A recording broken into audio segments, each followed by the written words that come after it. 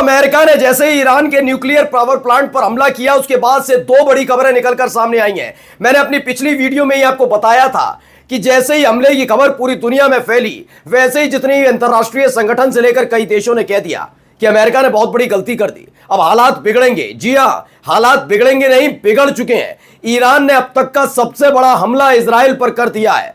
हालात ये पैदा हो गए, जो लोग इस हमले के बाद यानी अमेरिका ने ईरान पर हमला किया था उसके बाद अपने देश इजराइल लौट रहे थे, वो वापस फिर से चले गए उन्हीं देश जहां से लौट रहे थे। यानी इजराइल आने के लिए अब इजरायली तैयार नहीं है। आज आपको एक एक तस्वीर दिखाऊंगा। हाइफा, यरूशलेम, तेल अवीव, हर जगह तबाही का मंजर देखने को मिल रहा है। एक के बाद एक बैलिस्टिक मिसाइल और हाइपरसोनिक मिसाइल का इस्तेमाल किया।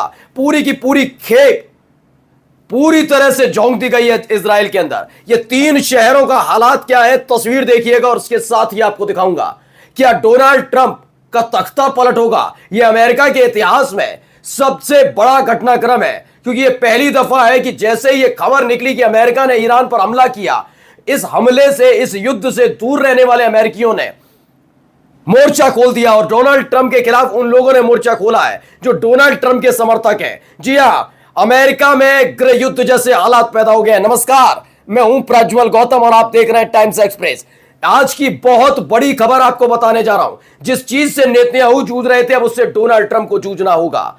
आप कोई बयान दें, कुछ भी करें, यह चल नहीं सकता अमेरिका में।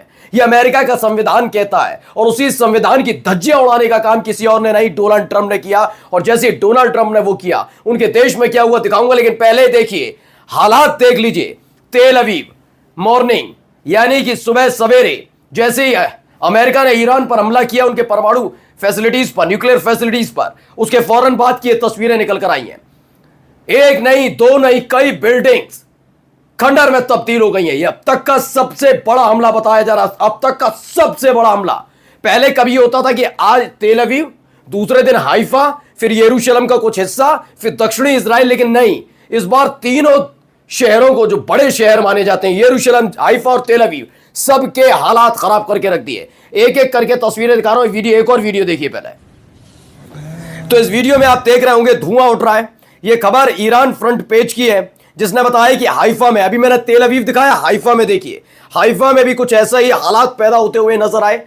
एक के बाद एक मिसाइल दागी गई है और मिसाइल दागने के बाद कुछ ऐसे हालात पैदा होते हुए नजर आए। आपको मैंने दिखाया कि जैसे ही अमेरिका ने ईरान की न्यूक्लियर फैसिलिटी पर हमला किया, बेंजामिन नेतन्याहू खुश थे। यह कह रहे कि चलिए आपने, thank you America, thank you Donald Trump, आपने ये किया वो किया। लेकिन वो ये भूल गए कि डोनाल्ड ट्रंप तो बचकर निकल जाएंगे, अमेरिका तो बचकर निकल जाएगा, फंसेगा इजराइल। इजराइल के खिलाफ अब तक का सबसे बड़ा हमला ईरान की तरफ से है। इस पर जरूर खुश हो जाइए कि उसकी न्यूक्लियर फैसिलिटी पर आपने हमला किया, लेकिन यह भी हकीकत है कि न्यूक्लियर फैसिलिटी पर हमला करने के बावजूद भी क्या उसका न्यूक्लियर फैसिलिटी बर्बाद हो गई? ये जांचे बिना, ये समझे बिना इजराइल ने थैंक यू कह दिया, धन्यवाद कह दिया कि हमने चोट पहुंचा दी। चोट पहुंचाना जरूरी नहीं होता, या तो ऐसा होता है कि दुश्मन देश खड़ा ना हो पाए ऐसी स्थिति में, क्योंकि इजराइल न केवल खड़ा है बल्कि हमले तेज करती है इजराइल पर। हालत देख लिए क्या करती है इजराइल की। आइए, खबर क्या है आज तक की। अमेरिकी हमलों के बाद ईरान ने इजराइल पर हमले तेज कर दिए। इजराइल के कई शहरों में तेज धमाकों की आवाज सुनी गई है। तेल अवीव जैसे प्रमुख शहरों में लगातार लोगों को अलर्ट भेजकर सुरक्षित जगहों पर पनाह लेने के लिए कहा जा रहा है और ब्लास्ट की आवाजें सुनाई दे रही हैं। यानी कि अब सुबह सवेरे से जो हमला शुरू हुआ है उसकी ताजा तस्वीरें लगातार मैं आपको दिखा रहा हूं। यह अभी हाल ही में घटनाक्रम घटा है, यानी इसके बाद की और भी कई तस्वीरें आनी है। आज पूरे दिन इजराइल पर हमला हो सकता है, क्योंकि अपने सबसे घातक हथियार जो पहले से ही ईरान ने अपनी सेना को दे रखे थे, उनके इस्तेमाल का आदेश दे दिया है कि अब बख्शेंगे नहीं। हम आपसे मना कर रहे थे कि कोई तीसरा देश इसमें हस्तक्षेप ना करे। हमने रूस से भी मना किया। रूस चाहता था कि हमारी तरफ से आकर वो कुछ करे, लेकिन हमने कहा हमें जरूरत नहीं, हम अकेले निपट लेंगे। लेकिन इजराइल के समर्थन में आकर अमेरिका ने जो किया वो बर्दाश्त नहीं किया जाएगा। और अब देखिए, एक एक न्यूज चैनल पर वही खबर है। ये देखिए, एक और तस्वीर देखिए। यह हमला यहां पर हुआ, धुएं का गुबार के बीच खड़ी हुई गाड़ियां और बड़ी बड़ी इमारतों का ध्वस्तीकरण। ये उमाशंकर सिंह की खबर है। ईरान के हमले से इजराइल में तबाही का एक और वीडियो सामने आया है। यानी हालात इजराइल में लगातार बिगड़ रहे हैं। अभी तक चिंता सताई जा रही थी कि ईरान में क्या होगा, ईरान का तो कुछ नहीं पता, लेकिन इजराइल का देखिए हालात क्या हो गए। ईरान को केवल आप न्यूक्लियर फैसिलिटी के नाम पर दबाने डराने की कोशिश कर रहे थे। मैं ये नहीं कह रहा कि क्या सही है क्या गलत है, ये विवेक पर निर्भर है, लेकिन ये हकीकत ये है कि आपको पहले समझना होगा कि जिस पर आप हमला कर रहे हैं वो है क्या, करता क्या है। क्योंकि ये वही अमेरिका है जिसने एक वक्त में सद्दाम हुसैन पर, इराक पर हमला किया था ये कहकर कि उन पर न्यूक्लियर फैसिलिटी है। बाद में सब कुछ हुआ और बाद में क्या निकला, कुछ नहीं। ये अमेरिका की हमेशा से आदत रही है। वहां चेहरे बदलते हैं राष्ट्रपति के तौर पर, लेकिन वो मुस्लिम देश, खासकर ऐसे देश जो विकासशील अपने आप को मजबूत करने की कोशिश करते हैं, उन्हें बर्बाद करने का काम करते हैं। इराक में ऐसे ही किया था ना, अब ईरान के करने की कोशिश हो रही है। देखिए ईरान घुटने टेकने के लिए तैयार नहीं है, हालात क्या हो गए।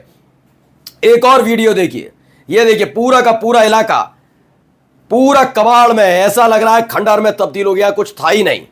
आमने सामने दोनों तरफ की इमारतों को देखिए, ये पूरा का पूरा हालत यहां पर खराब हो गई है। रेस्क्यू टीम लगातार रेस्क्यू कर रही है, लोगों को निकालने का काम किया जा रहा है, तमाम चीजें हो रही हैं। ये एक तस्वीर निकलकर सामने आई, ये रणविजय सिंह ने ट्वीट की, लिखा कि ईरान की मिसाइल का असर देखिए। चलिए अगली खबर देखिए जरा, न्यूज 24 की खबर, अमेरिकी हमले के बाद ईरान ने इजरायली ठिकानों पर हमले शुरू कर दिए हैं। क्या हुआ, तेल अवीव में सायरन बज रहे हैं और यरूशलेम में धमाके हो रहे हैं। तेल अवीव की तस्वीर दिखाई दी, हमला हुआ, ध्वस्तीकरण।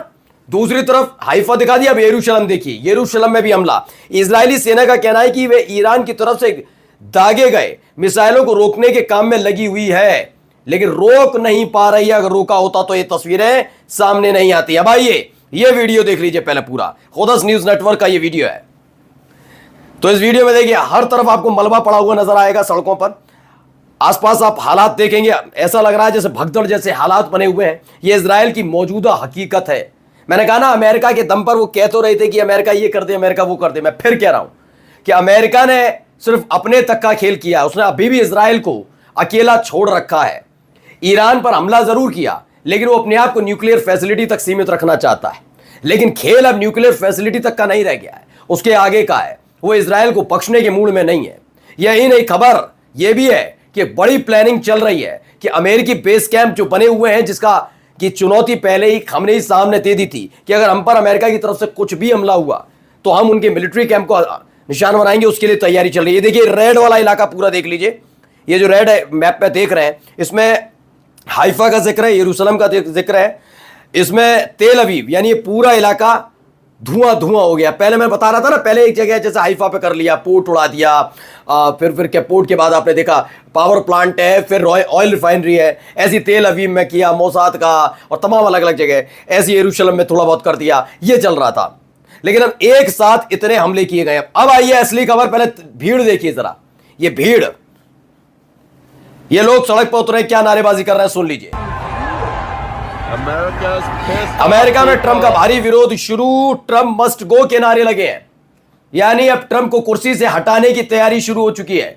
जो उनकी पार्टी के और उनकी विपक्षी पार्टी के नेता वो एकजुट हो गए। उन्होंने कहा ये संविधान की धज्जियां उड़ा रहा है आदमी, तो भाई हमारे देश में कभी नहीं हुआ। इससे पहले जितने चाहे अफगानिस्तान का जिक्र हो, इराक का जिक्र हो, कम से कम संसद को अपने संज्ञान में लिया जाता है, बताया जाता है, पूरी प्रक्रिया होती है, फिर कोई हमला होता है। ये किए बिना ट्रंप ने मनमर्जी कैसे की, मैं ये नहीं कह रहा हूं। ये देखिए वहीं के सेनेटर है बर्नी सैंडर्स, उन्होंने ट्रंप द्वारा, देखिए पहले सुनिए क्या हो रहा है, पहले उसके बाद बताता हूं।